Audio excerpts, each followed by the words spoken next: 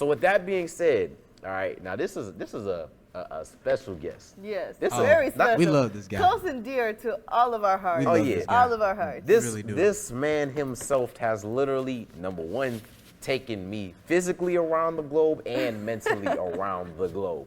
Open eyes to possibilities I didn't think was gonna happen. Oh, he's This- helped everyone in the world. And You this- don't even know. Yeah, He has he's oh, helped. He's helped everyone in the everyone. world. Everyone. You name it. You'll Whoever know is in why power, soon. whoever is at the top, just know they call him to make decisions. So that being said, this next segment, we have a tech entrepreneur, seasoned veteran in business and everything and helping people, Mr. Jeff Hoffman. Let's bring him on the screen, ladies and gentlemen. Mr. Hoffman. Oh, I love it. The I background of the love suit, it looks amazing. Hey guys, How are you? How are you doing? I am good, man. I have been on the road like always. You know that our nonprofit's now on the ground. Ian, we're now in 200 countries. You've been to some of them, Wow. right? And you met people when you came with me to Saudi Arabia. You met people from all over the world, but we actually just added youth in Iraq and Afghanistan. That was hard to do. Wow. So I've in the last few weeks been in almost a different country every week, but that's what I love. That's all I ever wanted to do was travel. Help people. I love it. Okay. Love that. Speaking of travel, this is a great segue. Okay. How did you get into tech or being an entrepreneur, a tech entrepreneur? What started you on your journey? So there's a couple of things. One of them is that, as my mother told me my whole childhood, I'm the most impatient person she's ever met. But it turned out that helped me. Second, I can't stand inefficiency and broken things and problems. Third, I don't like complaining. Instead of complaining, why don't you just go fix it? So I had a job. I went to college. It's kind of like what ET was saying, listening to the wrong people and taking the wrong advice. Ian, you've heard me say this before. We get our advice from proximity, not relevance. Proximity is the people that are next to you every day, giving you advice, telling you how to lead your life, but you don't want to be them. You're trying to be you. Relevance is finding someone you want to be like when you grow up and then listening to them instead. So I listened to all the wrong people and I got a job that I hated. And I sat in a cubicle that I was like, they might as well just fill it with dirt and bury me here because I ain't living anymore. And I walked out one day. I said, I don't know where I'm going. I was broke, unemployed. I said, but I can't do this, whatever this is. This is just earning a paycheck so I can pay my bills. And I bought a ticket when I remember I'm 20-something years old, broke, unemployed. I bought an airline ticket to see a mentor. By the way, he did not know he was my mentor. I was going to wait outside his door and talk him into it. But the line at the airport back then to check in was super long and I missed the flight. So with my impatience, right, and with the fact that inefficiency drives me crazy, how does it take this long? Why can't you check yourself? And I'm asking all these questions. Very frustrated. And the fact that I didn't want to ever work in a job I hated, right? And for a boss that I honestly had no respect for, but I had to say yes, sir, to him because I couldn't eat if I didn't bow down to him. I hated that. So I'm standing there and I was like, you know what? I'm never going to miss a flight again. Then I got an idea. Wait a minute. What if I combine everything I just told you? And I said, not only do I love traveling, but I like fixing problems. I don't want to miss a flight again, and I don't want to work for someone else. And I said, whoa, I got it. This is my moment. And the reason I'm telling you all that is it's about intent. If you don't have intent in your mind, in your heart and soul, you'll miss your chance. My intent was, I'm broke. My mom's broke. Grew up with a single mom, 4 kids, 3 jobs. I'm never going to travel anywhere. I'm going to be forced to get a job. But my intent was, if I find a way to do all the things I want to do, start my own business, work for myself, make enough money to travel, I'm jumping all over that. And every day I saw that moment. So for any of you, if you go into an airport now, you see these kiosks that you walk up to and you check yourself into a flight. They're pretty much in every airport in the world. That was my first invention. And I was 20-something years old and I was broke, but I was trying to solve all the problems I just told you. Took out a piece of paper, started drawing a kiosk, no idea what I was doing. They're in airports all over the world. I wasn't focused on money. Guys, I was focused on freedom, but I made millions of dollars selling those all over the planet. I got to travel to 100 different countries and I never had to work for anyone else again. So it's a combination of things. all driven by you have to have intent to live the life you want to live, not the one you were given. Okay. So, like you said, with great intention. So I have a question for you, Mr. Hoffman. How has technology played a role in your entrepreneurial endeavors throughout time? Especially from Yeah. beginning to now. Yeah, no, so that's great because it's a great question, Toy, because part of the problem is that in order to start a business and make money, let's say I was going to start a construction company.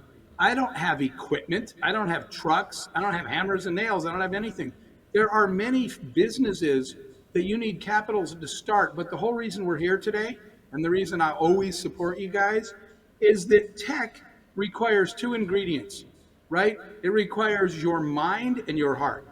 If you have the passion and are willing to work hard, you have the work ethic, and then you have one thing nobody else controls, which is your brain. You can, like Eric said, like ET said, you can train yourself, you can learn. So I was like, you know what?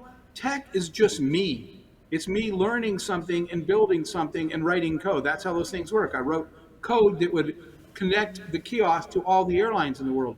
So tech is an opportunity to create a business that doesn't require you to buy trucks and warehouses and all the things that non-tech businesses do. That's why I got interested in tech, because I knew that I could be in control of my destiny. I didn't have to depend on other people to get started. I love it. And another thing that really resonates is always not only just the intention, right? Well, finding a way to utilize the resources at hand. Even if you feel like you don't have enough of those resources, because at the end of the day, and it may be tough to say, but you always have enough to be able to get what you always have the tools that you need to get what you want Absolutely. done at any time. You know what, Ian? Not only is that true, but when you're given too much, you fall into the most dangerous trap in the world, which is people that are comfortable, say that one more they don't time, Mr. create, Hoffman? they don't innovate. When What I was was that one more broke, time? can you hear me? Yes. Yes. What was it? Say that one more time. What is the I said- trap that people fall into? Comfort. Ah, When you that's a have good too one. much, you stop hustling. And so, you know what was the best thing it turned out? When I quit my job and I was broke and my mom was broke, you never seen anybody hustle so much, because I don't eat if I don't make something. So you're right. And in fact, when people have too much stuff, they're not the creators, they're not the innovators, they're too comfortable. When I was uncomfortable and looked around and thought I had nothing, you said it right, Ian. I had everything I needed, right? It was right here, right? And right here. And I said, I'll figure the rest out because I have the key ingredients to success. Everybody listening us today has that. When people start saying, well, I don't have money, I don't have this, you're already making excuses to fail. You're already planning to fail. And when you let that into your mind, you're already on the way down. What I said was, I got everything I need, the tools I need, I'll figure the rest out. Okay, so Mr. Hoffman, one last question. I know we have our next speaker coming up, but the last question I think we should ask on giving back. Yes. This is a good one. This is gonna Okay. hit everyone Come on. in their soul. So you have a lot of experience with, like, you've been working towards giving back to the community and helping others. Why is it so important to you? And why do you believe that others should do the same? Yeah, so that's the most important question of all. I was very blessed, right? You know, as Ian knows, we've known each other a lot of years. Our companies, Priceline.com, Booking.com, UBid, our companies worked, started a music company and won a Grammy, started a TV company and won 2 Emmys. And I was like, something's wrong here. Even though I'm the beneficiary, the world is really unbalanced. Because then I'm driving, whether I'm driving through the south side of Chicago or South Philly or Detroit, and I'm seeing people that don't have the blessings that I do. And I realized one day it's a cliche thing, but I thought, why me? And I figured it out really fast. I was given those things as an assignment from a much higher power, which is, I gave you these blessings so that you would go out and share them.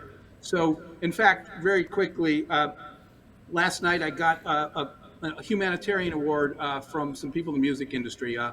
Congratulations. Mark Anthony, Gloria Estefan was there. I saw there were some other singers, Daddy Yankee and Jay Balvin and Bad Bunny and all Oh these my people. God.